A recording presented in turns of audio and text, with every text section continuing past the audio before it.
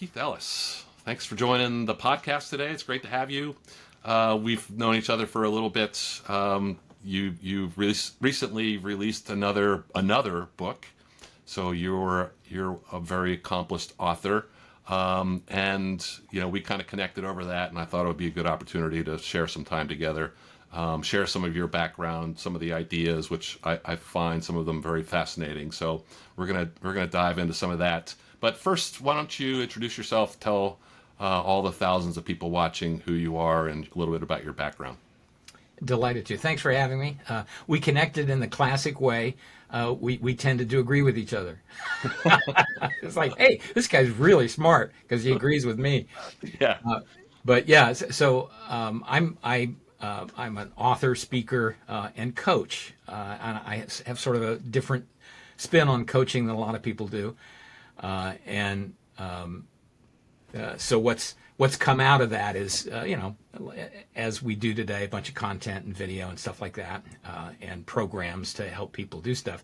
But my core thinking these days combines 30 years of thinking on goal setting, asking questions, and success in general. And where I've reached at this point in my life is something that I call success without chains. And it's the idea of a lot of people. So I'm an entrepreneur, you're an entrepreneur, and I love working with entrepreneurs. A lot of entrepreneurs become the victim of their own success. Things start happening for them, it's great, and then they start losing the time they wanted to have for the rest of their life, and they start, if not losing their mind, losing their peace of mind. And so I come in and help them do that, and I teach them how to scale their business by actually working less.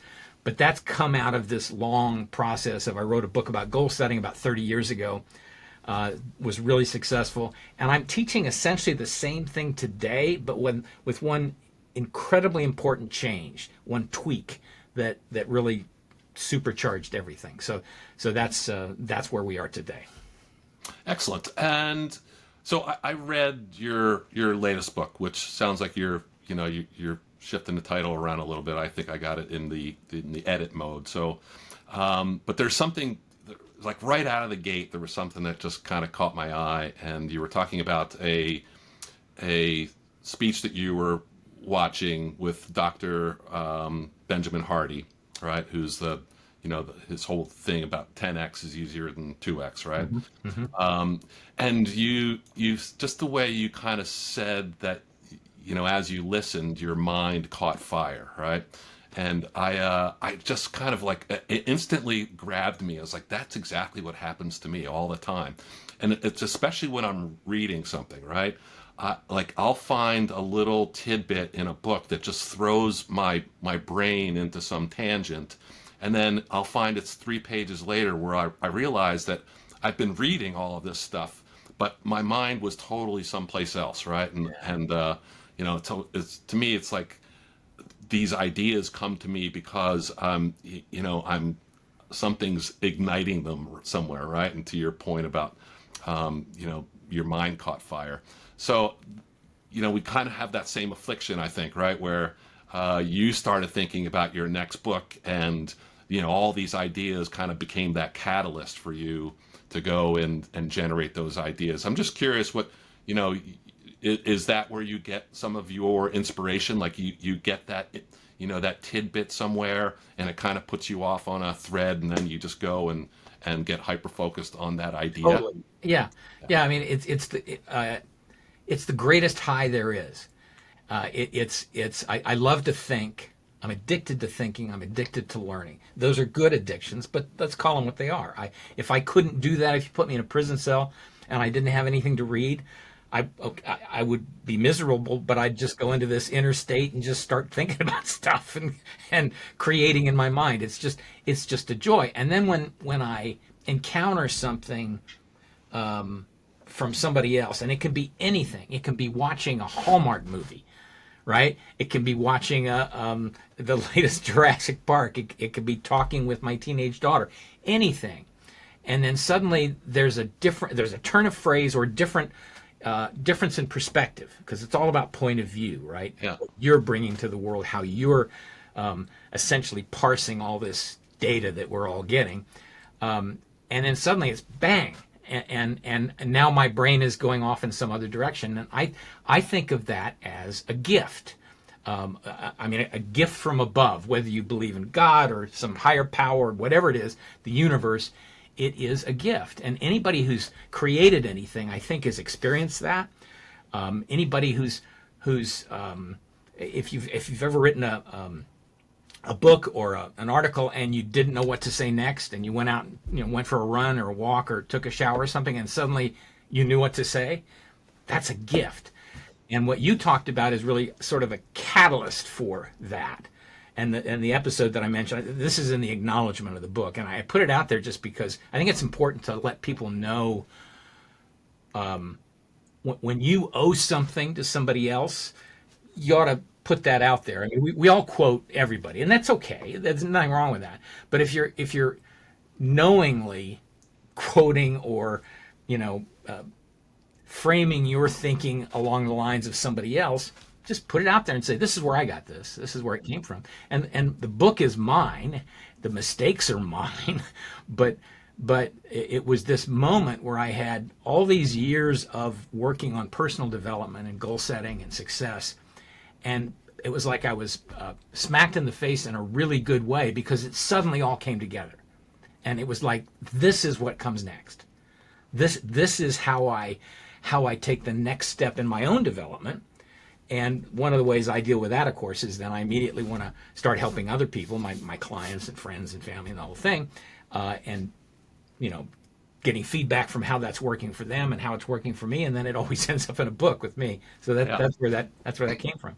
No, that's it for me too. I just was sitting here thinking, I almost yearn for that slap in the face, right? Yep. It's like I'm out looking for it, and finding that that inspiration for some new layer of creativity. And that's kind of why I read the books I read, even though they're I'm into quantum physics now, right? Which I have no flipping idea what is really going on. Some of these books are just crazy math and physics, and but I just force myself to get through them, just because I know that there's a slap or two in there that I'm going to have some revelation, and it's going to give me some idea about something else in the world. So I told you that's why we connected, because we're like on this kind of same plane. I wrote a novel about a dozen years ago, and it was a thriller, and it was the kind of book I wanted to read. Uh-huh. So that's what I wrote. Guess what it was about? Quantum computing. Oh, really? Because and the opening, I think there's an opening quote in there from Richard Feynman, the great quantum physicist, where he says, "If you think you understand quantum computing, you don't." Right. And the rest is, it's a story about somebody inventing a quantum computer, and now quantum computers are in the news a lot, and people are making progress. But somebody inventing that before the world was ready for it, and what would happen with where that goes. And to make any sense of this at all, because I don't come from that background, is I had to do some deep research into quantum computing. And my mind kept going, and it was like, this is so cool. And one of the things I came up with during that whole process, and this is, like I said, about a dozen years ago, was the idea that human consciousness and human thought is a very quantum-like process to me. And in that era, people were saying, no, there's no evidence that the brain is host to quantum phenomena. And now they're saying the brain is host to quantum phenomena. Human consciousness. It's like, yeah. I mean, anyway, sorry. That could be something we could be here for hours on. It's a great tangent, right? Because it's changed my whole thinking about almost everything, right? Why are we here? What's the purpose? And it's, it becomes a discussion around probability, and, how probable is it that you get to exist in this life, and that you get to control this matter? And just kind of that, I started thinking about things in that perspective more. So it just kind of changed my viewpoint on a lot of things that, not in how I, my belief system or whatever, but just, how to think about some of those things. So I'm infatuated with the subject. We'll have to save that Yeah, that's for a right. different discussion For someday. another 10 of these episodes. So I've always wanted to be able to write a book. So you gotta, what, and the, I think one of the first books you wrote was about goal setting. So what was it about setting goals that, that and what you learned that got you to jump into the lake of being an author? So this was one of those slap in the face moments that you were talking about. I think, I spent years in focusing on personal development, success. I was in the sales and marketing business. I ran a couple of businesses, and I was the sales and marketing guy behind that stuff. And I had to figure out how people were motivated, how people thought. So I was constantly reading stuff, going to sessions, going to seminars by people like Tony Robbins and Ken Blanchard, this kind of thing, and loving it. Just it was like candy to me. Still is like candy to me. And I think family just seen Aladdin or something. Anyway, I was taking a shower after a workout one day, and thinking, because I didn't set goals. I knew. Everything I read said I got to set goals, but goals were constricting to me. They made me feel like I knew what tomorrow would be right down to the last letter. That just wasn't, it didn't get me up in the morning. It just didn't work for me. So I was thinking about, I need to set goals, but if only goals were like making your wishes come true, like in the Aladdin movie. And then it was like, bang, they are making your wishes come true. The difference is you're the genie. And I got so excited about that, I almost slipped in a bar of soap. Stepped out of the shower. I always had a pad of paper, still do, have something to write ideas on, whether I'm sleeping or in the car or anything else. Now I use my phone to dictate, but then it was pad of paper. And I started writing stuff down, and it became the framework for what I call the LAMP process. And the book was called The Magic Lamp, Goal Setting for People Who Hate Setting Goals, because I hated setting goals, right? And so it was all about, if you're thinking about setting goals, maybe you're like me, maybe it's not terribly inspiring. But what about getting up in the morning and saying, today I'm going to make my wishes come true? Bang! I can't wait to get out of bed, right? So that was a reframe, to use a buzzword, psychological buzzword. That's a reframe for that whole process that changed my life and turned into a book, turned into a successful book. But it came out of that absolute slap in the face moment while I was taking a shower.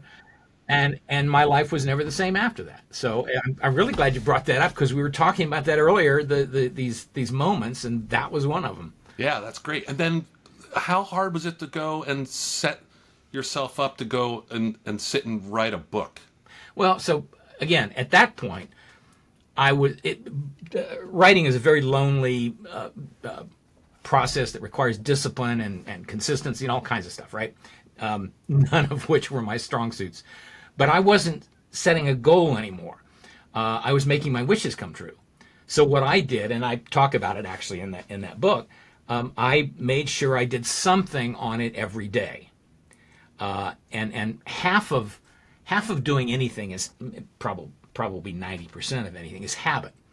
And probably 90% of habit is just going through the motions every day until it becomes automatic. So that there's the story about the guy who was trying to figure out how to use his treadmill. He wanted to lose some weight. He wanted to exercise. He just could not bring himself to do it because it wasn't fun.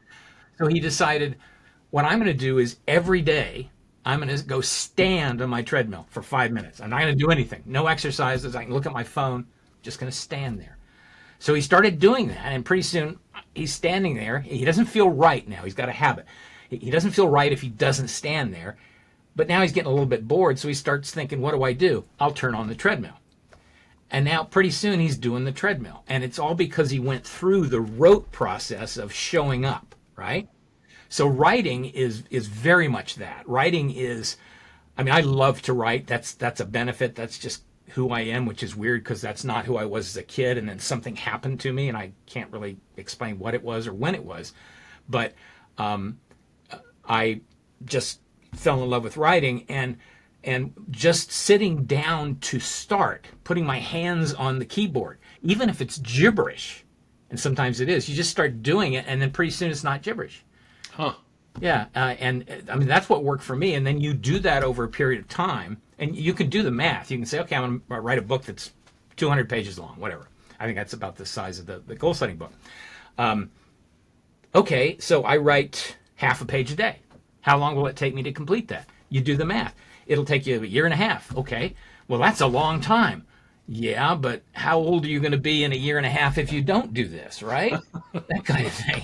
Yeah. How long is it going to be in a year and a half if you don't do it? And then you do it, and pretty soon it starts changing you, because you are thinking along those lines, and then you have more of these serendipitous moments, because you're thinking along those lines, if not consciously, subconsciously, and somebody comes up to you and says, "Oh man, I couldn't figure out how to stop eating chocolate, but then I did this," and you go, "Yes."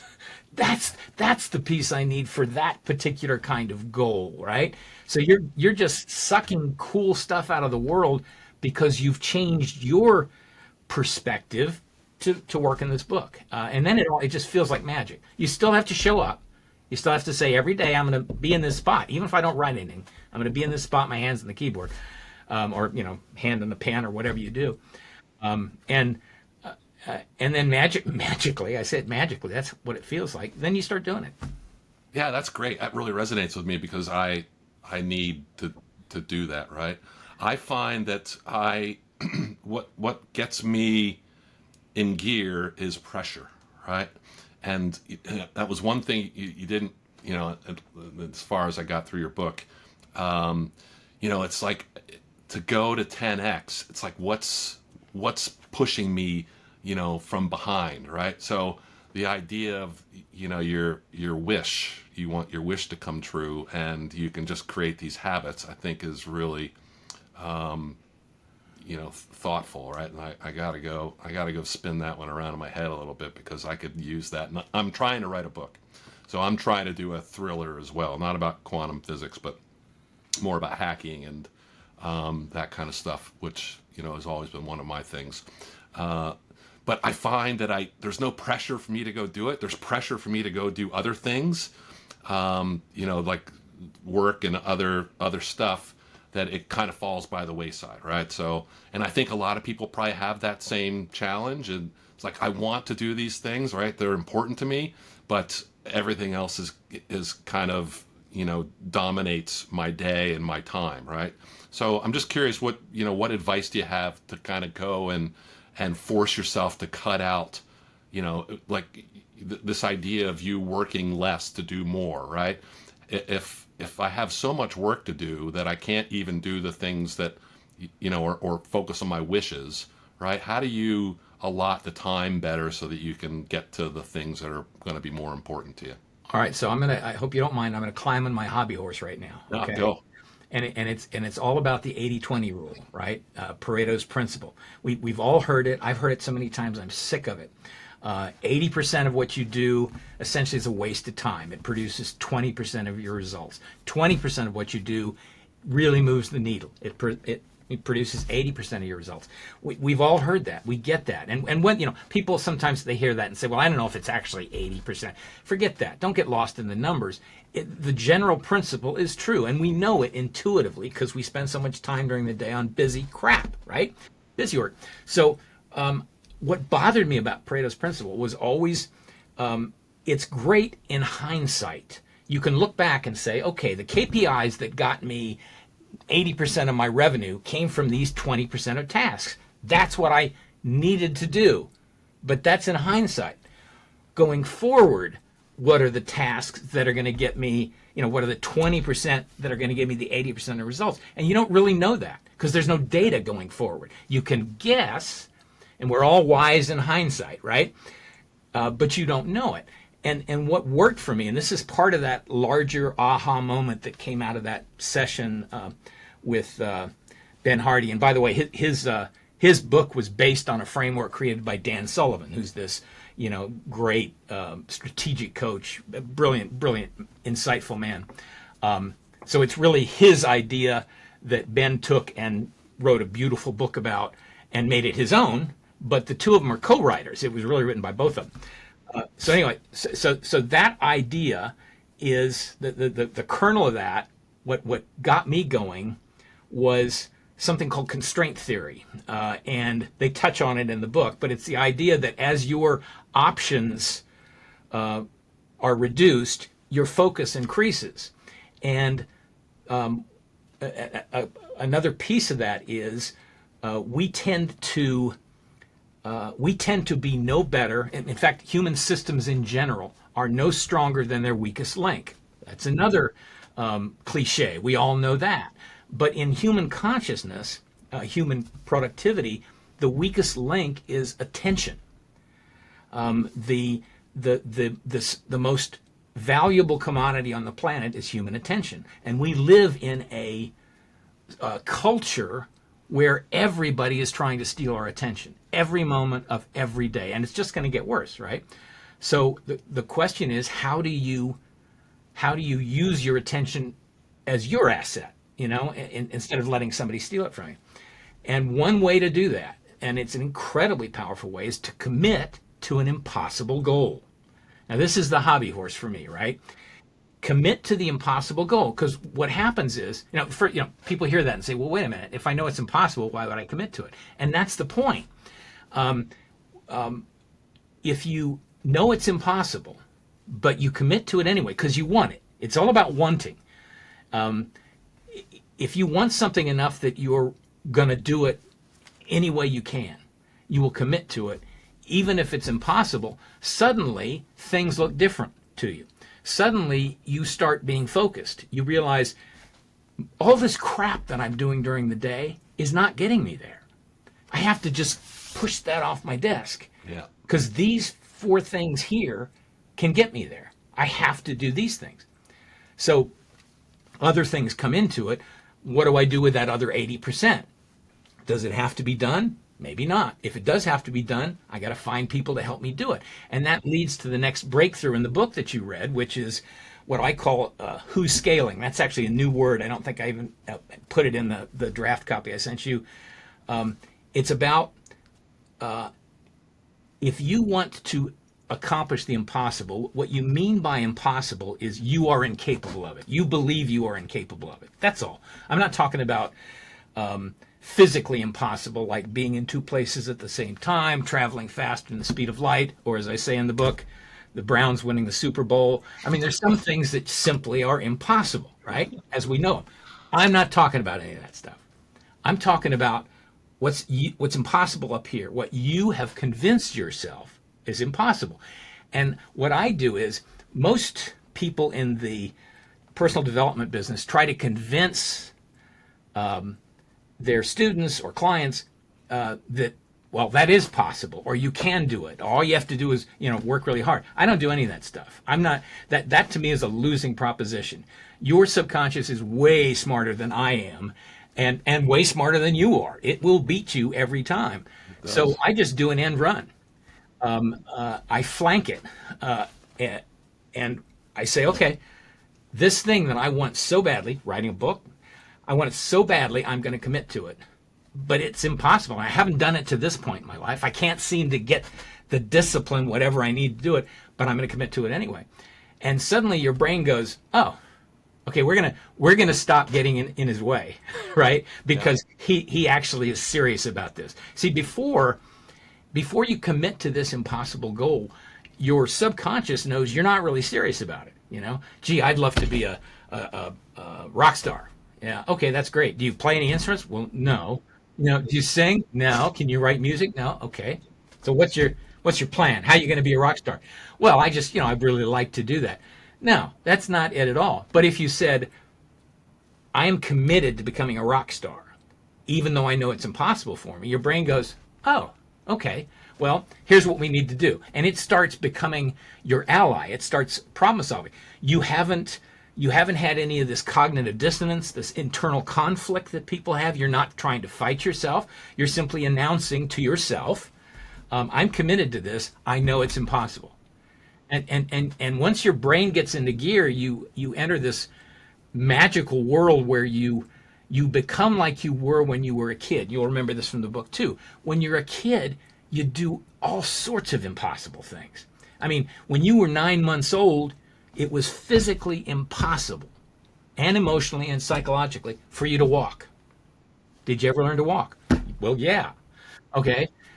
There was a time when it was physically, psychologically, and emotionally impossible for you to talk, for you to read. Did you learn to do those things? Yes. And you start thinking back and you realize, how did I do that?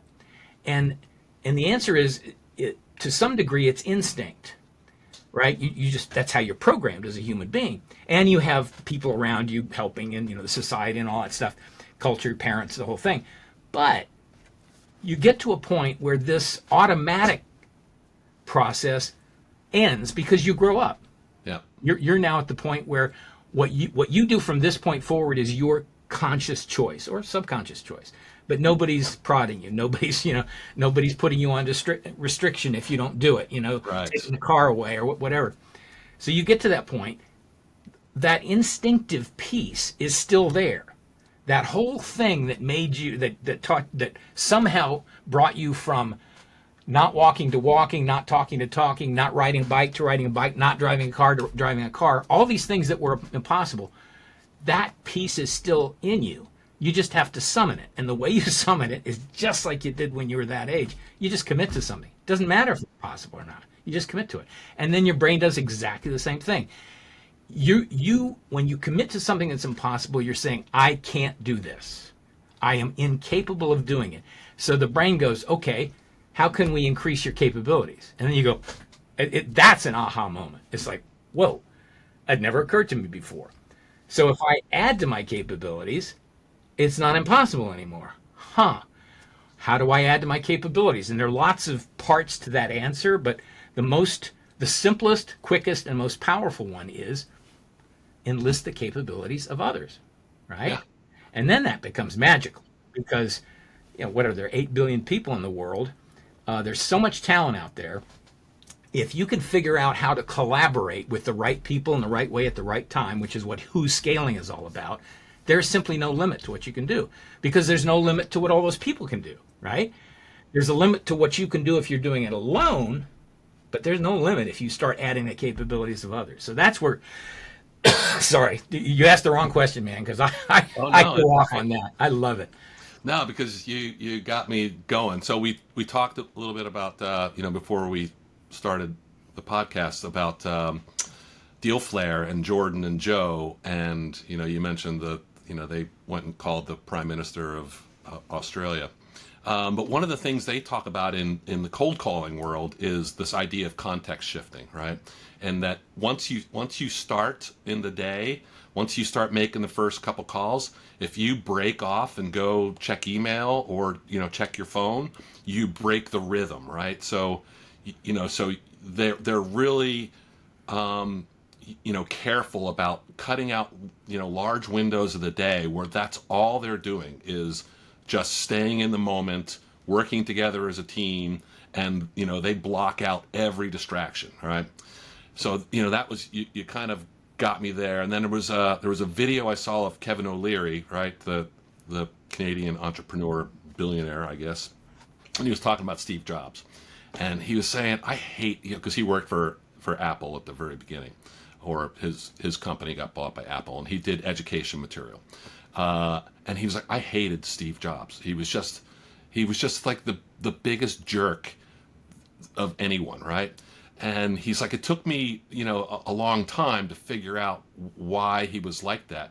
But he would just basically come in the room and say, Kevin, I don't care what educators think about your content. I don't care what the users think. I don't care about any of that. All I want you to focus on is what I think, right? I'm the only thing that matters. And he's like, it took me a while to realize that the way Steve Jobs works is that he removes all the noise from his day, right? So he's got that 18 hours where he's going to be awake. He's got 3 or 4 things that he wants to accomplish in that, and he doesn't want any distraction from him getting to those 3 or 4 things done. And that also kind of struck me as well, because I am, my wife calls me the world's greatest procrastinator, right? Like, I've mentioned that concept of pressure. I do well under pressure. So I get things done when I'm being pushed to get them done. But if she's not out yelling at me to go finish something in the yard that I started 2 weeks ago, and there's still tools sitting out there in the rain, right?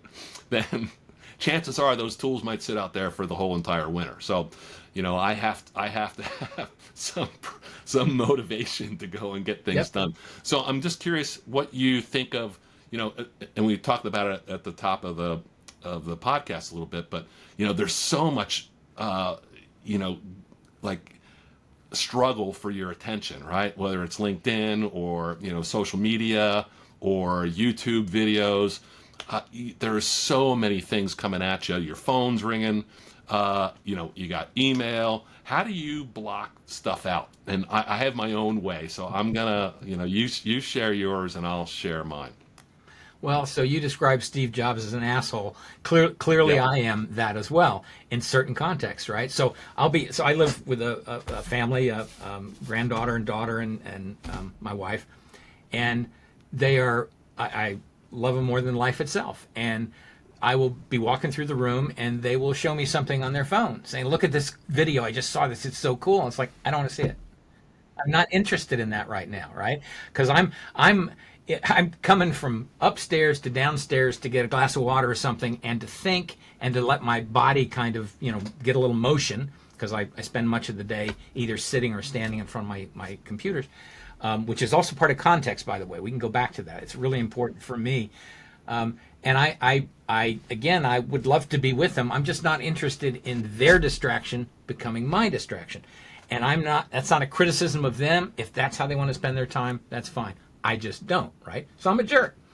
So that's one little piece of something where the tug is really strong to want to participate in their world for a minute, but it's not what I want to do at that moment. And the only person who can be true to me in that moment is me, right? I'm the only one who can make that decision. So I can be a jerk. The other thing is, so you talked about context. I have an office where I have multiple screens, and nice lighting. I have a music system that plays the kind of music that gets me thinking a lot, which happens to be Baroque and classical, that kind of stuff. And there's actually scientific evidence behind that too. But it just works for me. And sometimes acoustic guitar. So that's going because it helps my brain go. I have no speech going. Nobody's talking. Nobody's singing. Because if somebody's singing, I'll start singing along with them. I am congenitally unable to start singing. To not sing a song that I know. It's just the way it is. So there's none of that distraction in my space, and all the positive stuff. So I can't wait to get in here in the morning. It's like, this is just the coolest place on earth. I've created it that way. It's like a cockpit, right? And whatever work you're in, you can create that for yourself, where you just can't wait to get into that environment that you've created for yourself. And that environment may be an office with a bunch of colleagues. Great. Whatever gets you going in the direction you want to go, you need to surround yourself with that. You're in charge of your context. And context can be emotional, what you're thinking about. It can be relational or relationship oriented. Or it can be something as simple as the physical space. And do you have a comfortable chair? Do you have a comfortable desk? Do you feel better in that space really than anywhere else? I mean, when we go on vacation, I love going on vacation, love going to the beach. But I can't tell you how many times during that period I will think about, boy, I wish I were in my office right now. Oh, I do the same thing, man. I mean, we are so much alike. Because I was going to say, my thing is music. And same thing. The music I like to listen to is like drone music, like they call it like trip hop or lo-fi, which I never thought. I don't like electronic music at all. It's never something that I would pick out to go listen to, like, or to go to a show. But I listen to it all day, right? And I don't hear it, right? Right. But I know when it's on that I have to. I just get focused. So there's something about it that it does to me, that it trips a switch someplace that says this is the time to go work. And I'll go through 4 hours of music and just be sitting here writing or, putting together proposals or whatever. And the time just goes like that, right? Yep. So, and then I discovered it on when I was working for IBM and I was traveling internationally a lot. I started to, much like your office, I started to look for. I hate flying, right? Scared to death of planes.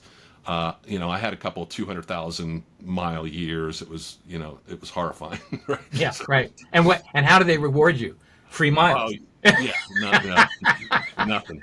But Yeah, right. I got to the point where I actually started looking forward to those trips, right? So I took, at the time, it was the longest flight in the world. It was LA to Singapore direct. I think it was, 16 hours and 50 minutes or whatever. Wow. And I was so excited to get on that plane because I knew I was working on a program at the time. So I had a big project that I was working on the side. Sorry, IBM, it wasn't anything to do with my job. But I knew in my head, I was like, that is 16 and a half hours where I can have my headphones are going to be on. I've got all my music working on my phone. I've got no distractions. I'm at the back of the plane and I can just sit there and work in total peace and total silence. There is no other distraction. There's not going to be an internet connection. So it's just me, my laptop, my music. And man, that's my safe place, right? It's just I block out all of these other things in this complex, crazy world of computer programming where you just have to have that dedicated attention. I got to the point where now I really struggle to go and get that level of dedication to something, right? Just because it takes so much of me blocking out everything else that it's really hard for me to get back there. Yeah, it's interesting because you know the answer. You just said the answer. You know exactly what to do. You're just trying to figure out how to do it, and I'm sure you will. That one of the pieces that's not in the book I sent you. There's actually a larger book that is coming out. The larger book coming out is going to be called Success Without Chains, and it's the first 3 breakthroughs that I shared with you in the draft I sent you, and then several more breakthroughs. And one of those is called Magic Questions. And Magic Questions is actually that's the title of my previous book from 2 or 3 years ago. The subtitle is How to Transform Your Life at the Speed of Thought. Mm-hmm. And it's really about how questions are like this essentially unstoppable force in your brain. If somebody asks you a question or if you ask yourself a question, you really have to answer it. It creates, I'm using metaphors here because I don't really know what's going on, but it creates a vacuum. And, it's like, I've got to fill this with something. And it's okay to say, I'm not going to answer that right now. I don't have time, but your brain's still doing it. And you'll be in the shower, you'll be taking a walk with the dog or whatever, and suddenly it's like, bang, that's it. That's what I was trying to do. So asking yourself the right question in the right way at the right time can transform your life at the speed of thought. So you just laid out a scenario where you know exactly what you need to do. You need to create that context on the airplane. You remember it. You sounded wistful about it. It's like, man, that was so cool. It was a really productive time. You know what to do. So then you start asking yourself questions. How do I create that? What can I do to create that? Yeah. What do I need to put in place to do that? Maybe it's like right now we're recording this. I have a sign on my door that says recording because my family, with all the various, barking dogs and playing stereos and TV shows and everything else that could be going on right now, I just assume not go on right now so that it doesn't interrupt, the recording process. And I do that a lot through the day, just as I'm sure you do. So that's my family cooperating with me. But again, I had to be a bit of a jerk and say, I'm sorry. I know you want to enjoy your day, but this is really important to me to get this right. So little things like that, so that I'm not worried about that. Now, the minute I say that, I'll probably hear a dog barking or something. But that's part of context too, right? When you were on the plane, you knew you didn't have to worry about any of this other stuff. So how do you create an environment? And here's one of those magic questions you can ask yourself. How do I, Bob, create an environment where I'm not distracted? And just let your brain cook. Yeah. Start writing answers down. And some of them will be stupid. Some of them will be great. I mean, one of my guarantee will be get in a plane for 16 hours. Yeah. Okay. You've done that. You know how it is. But you can do that in your mind, and you can do that in your workspace. And if you don't have a workspace that lets you do that, you can figure out a way to create one or go someplace to do that. Some people do it in a Starbucks. I can't work in a Starbucks. I mean, I can read something and I can send emails and stuff, but in terms of really good creative stuff, I'm too interested in everything that's going on around me, every motion, every sound. I'm like, oh, yeah, oh, you know. So, but part of that is also acknowledging my distractibility. So that's where the being a jerk comes in, right? I know I get distracted easily, so I need to just get rid of all possible stimuli that I have any control over. Some I don't have control over. If somebody were mowing the grass outside right now, it would be on the recording. I can't control that, right? So I focus on what I can control, and I'm relentless about it. Oh, I like that. To create this context where now all I have to think about is what I'm working on, whatever that is. I wonder how upset my wife would be if I put a sign on the door. We'll have to try that one. That gets into the category of marital advice. I don't have any for anybody in that one. But That's not one of your books? not one of my books. I've been married 48 years. Oh, congrats. But it's mainly because, I know how to say I was wrong and I'm sorry. Yeah, same here. I'm a pretty much 29, so I'm right there. There you go. Yeah, I've learned a lot, right? So, but she's got the same issues, so she'll probably steal my idea, and I'll be the one facing the sign on her door all the time. So, well, but that's the thing. I mean, people love you and will support you if you're clear about it. If you're just a jerk, right? Right. If you're rah, rah, as you walk through the room, that's not going to work. But if you explain, my brain's working on something else right now. I don't want to see a monkey washing a cat, right? I'm not interested in that. If they'll go, okay, that's cool, and so people are generally really cool about that. If you give them the benefit of the doubt, and you let them know, I'm just trying to survive here. I'm just trying to figure out, She knows me well enough too to know that if I'm, if it's the music, the other thing, right? If she knows if the music's on, stay out, right? Yep. He's heads down, he's writing something, he's working on it. So she won't even, she won't come into the room, or she'll text me from upstairs, right? So, it's crazy. So, all of the books you've written, you kind of go after, you're like touching on business success in life. I'm just curious, like who are these people that you see with challenges other than me, right? You can only use me as a dummy for so many of your examples, but like that struggle with setting goals. Like, what type of behavior do you see in the people that do you think would get the most benefit out of some of your lessons? So my focus has changed. So the first book was a generic book about goal setting that I really wrote for me. I was somebody who didn't like to set goals, so I wrote a book for people who don't like setting goals, right? And it turned out to have some wide application because there are lots of people like that. So that was for anybody. I mean, I've had over the years, I've walked into a room, a business meeting, and somebody says, which makes me feel old, but that's another topic. Somebody will come up to me, some young person, and say, "Oh, I read your book in graduate school." I say, "Oh, well, that's great. I mean, it's such a cool thing." And then it's like, "Oh, you're really young, This is wow. Okay, I guess that was a while ago." But that was a very simple, straightforward process to sort of harness goal setting in this context of, it's not goal setting, it's making your wishes come true, right?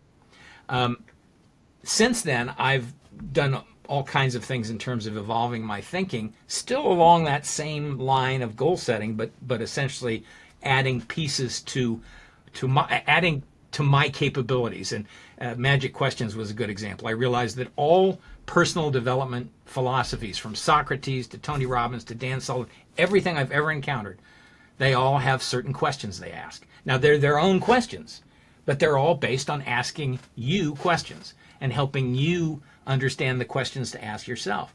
And I realized these things are magic. So that's where the idea of Magic Questions came from. So then what happened in that aha moment, the one you referred to with Ben Hardy and the Dan Sullivan book, what came together for me was this is the 2025 version of goal setting, right? This is what's been missing for the last 30 years. Goal setting, as I taught it in that first book, works. It's terrific. I used it for years. It's about making incremental progress over enough time that you make significant progress. It's that simple. And focusing your brain and all that stuff. Now I've taken it to the next level, and I realize incremental is not enough for me anymore. I want extraordinary. How do I get extraordinary? What got me this far won't get me there. And that's the other beauty of committing to an impossible goal. One of the first things your brain does is it says, okay, you've been doing all this stuff. You know how to do all this stuff. You have all these capabilities. That's not going to get you to impossible, right? So you need to do new things. And that means you need to change how you think, what you do. That scares a lot of people. So the way I approach this whole problem is I don't know how to motivate people. This is sort of a really long answer to get back to what you were talking about. I don't know how to motivate people. I was in sales for years, in sales management. And, there's the classic story, oh, this guy could sell iced Eskimos kind of thing, and it's like, first off, why would you want to do that? And second, that's why do you want to sell somebody something they don't want? To me, the easy way to do this so that everybody wins was to sell them what they wanted. I mean, that sounds really, really stupid and simple, but that's all I ever did for all the years I was in sales. And, I worked at lots of startups, but I also ended up working in LinkedIn and Microsoft when they acquired the startups that I was working for. So I've worked big companies, small companies, and it's always the same thing: sell people what they want. In my coaching practice, it's exactly the same thing. I don't know how to motivate somebody to want an impossible goal. In fact, it sounds like nonsense, right? You know you can't do it. How am I going to motivate you to do it? I don't even try. But if you want something badly enough, classic example, I'm going to beat on you again. You want to write a book. You really seem to want to write a book, okay? Well, if you really want to write a book, then commit to that, and then the magic starts happening.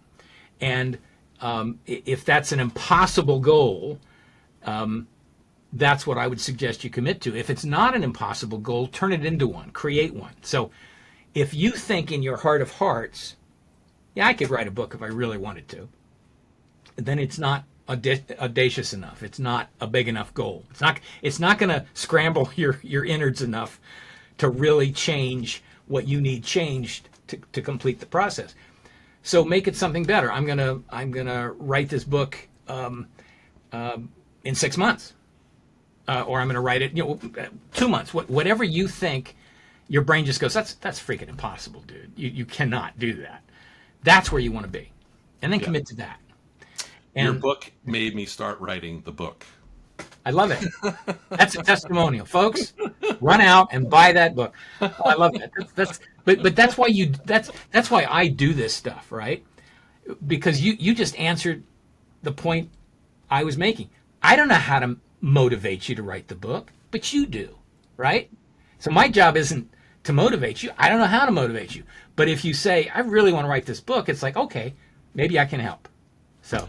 Yeah, and I'm going to go get your other books too, just because now I've got some gaps to go fill in, and I love the idea of making wishes come true, because they're not really goals, right? They are, to go be a published author that's one of my wishes, and then you also mentioned like getting help, and that can be really tricky as well. This is where I've kind of I've gotten some value. I'm not a big AI guy. I've said this now on multiple podcasts that I'm the ultimate skeptic on Gen AI and large language models, but it's very, very helpful for these kinds of things, right? To go and put an idea out there, and then it's almost conversational, right? So you can say, what do you think about this idea? Now, as granted, it's too agreeable as well. It's like it never tells you that you have a bad idea. So Right, it's true. because it's trying to keep you interacting. That's stupid, Bob. Why would you do that? Yeah, nobody's going to read this book, right? It Who do you doesn't. think's going to buy this? Or you're going to get arrested because Yeah, this that's is right. some That's right. crazy ideas that you're giving people. So, but I kind of found that that help, right? So it's just a kind of way to gather my thoughts, and I really like it for building outlines and those types of things. So, question: Are you taking advantage of any of the newer tools and technology, or are you still a bit of a Luddite when it comes to doing some of your tasks? I'm constantly doing it. This entire interview has been AI. It's all been totally fake. No, I use it. I use it as a tool, and I use actually a whole bunch of tools. And let's just segue for just a second. When I talk about Dan Sullivan, Ben Hardy talk about who, not how. Instead of asking the question most of us have asked our whole lives is how do I do this? Start asking who can help me do this.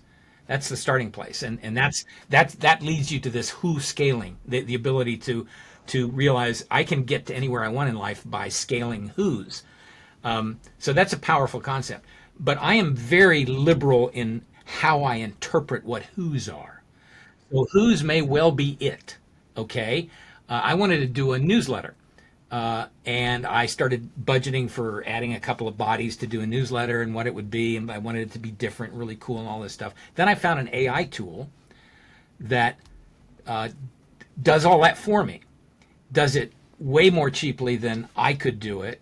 Does it better because it goes out and searches the whole freaking internet and comes back with all this interesting content that is really reflective of what I wanted. And it's taken some iteration and stuff like this. And there's some cool marketing stuff behind that too, because it's taking what people are responding to and serving up more of that. So the not in a nefarious way like so many of the social media sites do it. They get you addicted to violence or anger or hatred or whatever it is. This is, you find something that is uplifting or inspiring or wonderful, so you read an article about it, and it says, how about another article like that, right?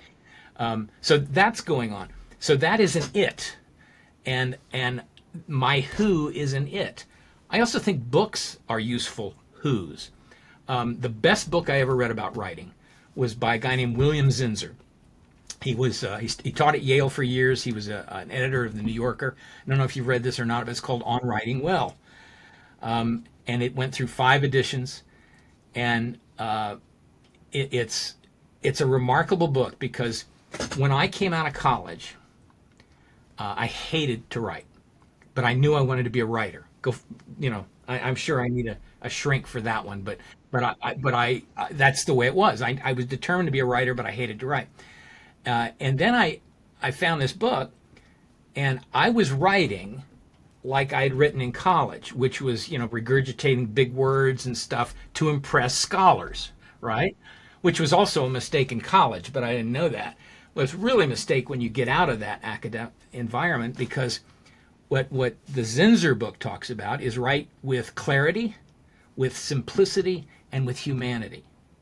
And it's like, oh, okay. And then he makes this, then he really gets the dig. And he says, to write clearly, you have to think clearly. Now you think that's obvious, except it really makes you understand what is at the core of this. Your thinking.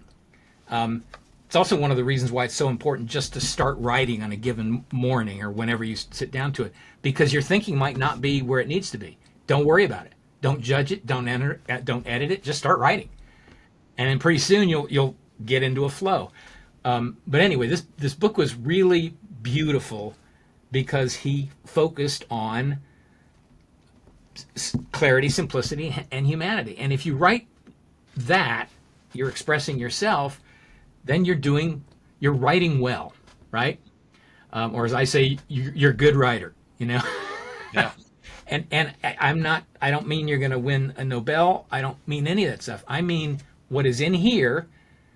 You're brick by brick reassembling in the mind of your reader. Yeah. That's Yeah. that's a tough trick. It is. It really is. But that's what you're doing, and it's much easier to do if you are simply you, writing with simplicity, clarity, and humanity. Yeah. Anyway, so that's from a writing point of view. It's a great place to start with that as your as part of the emotional context Yeah. of the writing, right? This is who I want to be in this moment. Whatever else, whatever other emails I have to write to a client or to, or to my gas contractor or to whoever it is, this is where I want to be when I'm writing my book or my article or whatever. Yeah. Yeah. Similar. Yeah. You got all kinds of ideas going in my head. So.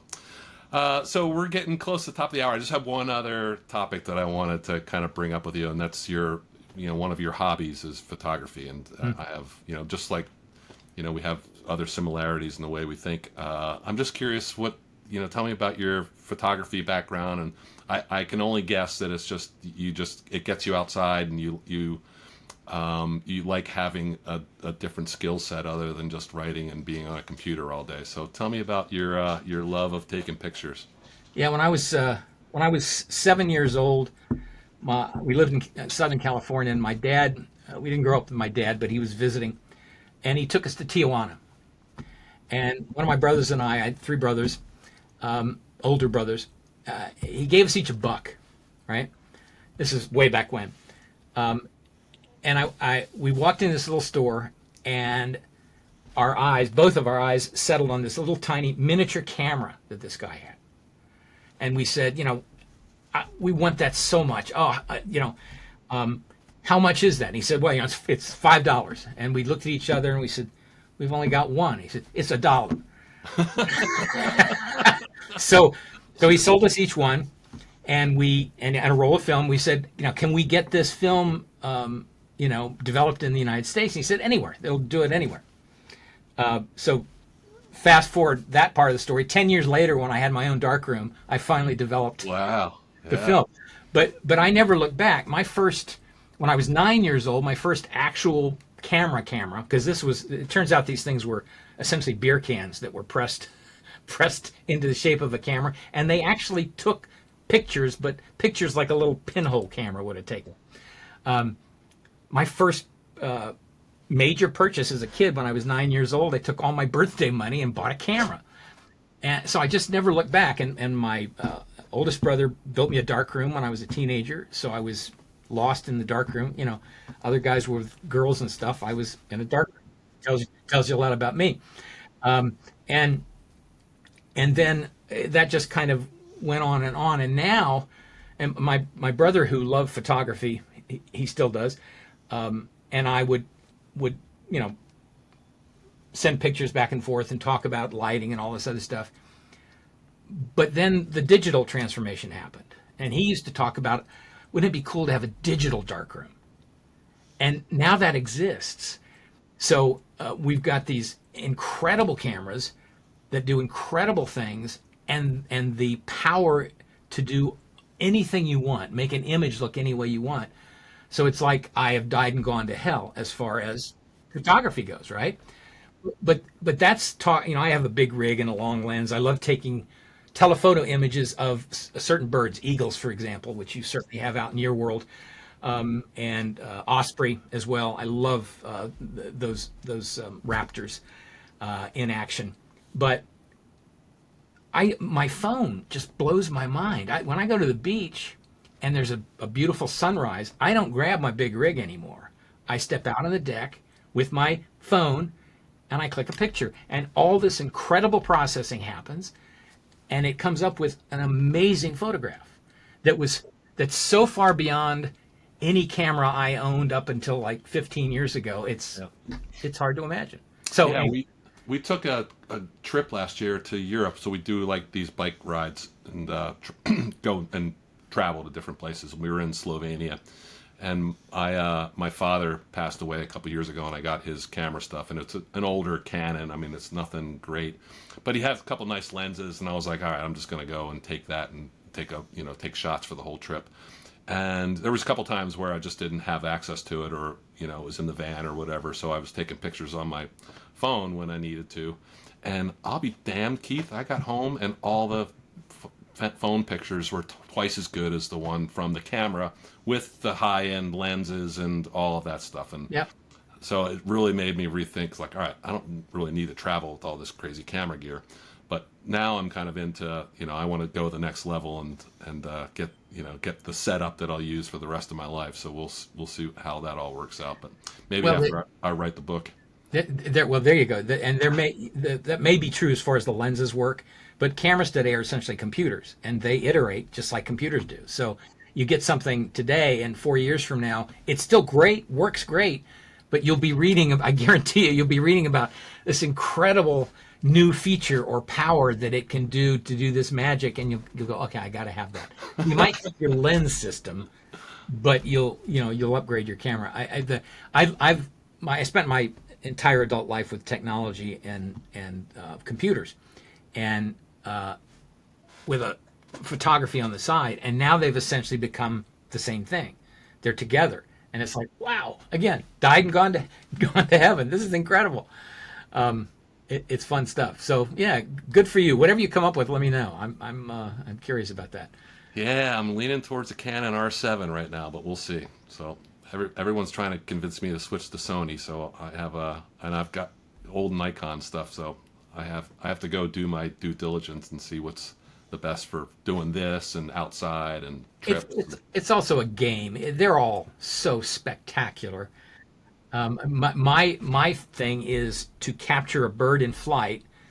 You need to really focus on the eye, which is even the big lens is a very small part of the image, and it has to process it fast enough to change the focus as the bird moves. So all this is going on in the background. So you got to get something that has a processor fast enough to do all that stuff with hundreds potentially of refocuses and re-exposures as it flies through the frame while it's capturing 30 frames a second or whatever it is.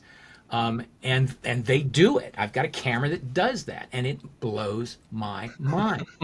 And the funny thing about it is, you spend a day shooting, and when you shot film, if you had a 36 exposure roll of film, you thought you were the man. Yeah. And you'd take a bunch of pictures, and you'd spend the money to get it developed, and then you'd look through them. Now I can essentially shoot that in a second. And I can finish a day walking along the beach taking pictures of osprey. I can shoot 10,000 images. Now I have to go through them. I know, it's brutal. It's fun and brutal at the same time. Because what's brutal for me is if I'm taking 30 frames a second, which is sort of my favorite rate, they're all really good. If I get a good one, they're probably all really good. Yeah. So which ones do I keep? And if I don't keep some, am I really going to throw away pictures? That goes away everything I've ever believed in my whole life. How do you throw away a picture? You'll never get it back. But if you got 5,000 that are essentially the same thing, do you need 5,000? Anyway, and that's another one of those topics. That and quantum physics, we can spend a lot of time talking about. All right. Well, we got to save some topics for the next discussion, so okay, we'll put those on the back burner for now. All right. So, what's the best way if I wanted to go find your books, or if I wanted to get a hold of you? What's the best way to get connected? And I think you got a website out there, and yeah. So I'll give you two ways to get to the same website. Actually, KeithEllis.com, KeithEllis.com is the easy way. But you can also go to the name of the newest book, which is SuccessWithoutChains.com. SuccessWithoutChains.com. Okay. See why I say it's easier to go to KeithEllis.com? Yeah. Anyway, either way, they'll get a chance to. There are various things you can do on the website, so they can learn more about it and contact me and stuff like that. So excellent. And I invite that. Excellent. All right. Well, thank you very much for the time today. It was a great conversation. You made my day. I'll be thinking about this for the rest of the week, I'm sure. So, and I really look forward to the next time we get to talk. So, Thanks Me again. too. This is great. Thanks for having me, and tell your wife it's okay if it says recording on the outside. All right. I'm sure I'm going to blame you. So, That's it. That's it. Blame me. Do that. all right. Take care. All right. Thanks, man. Bye.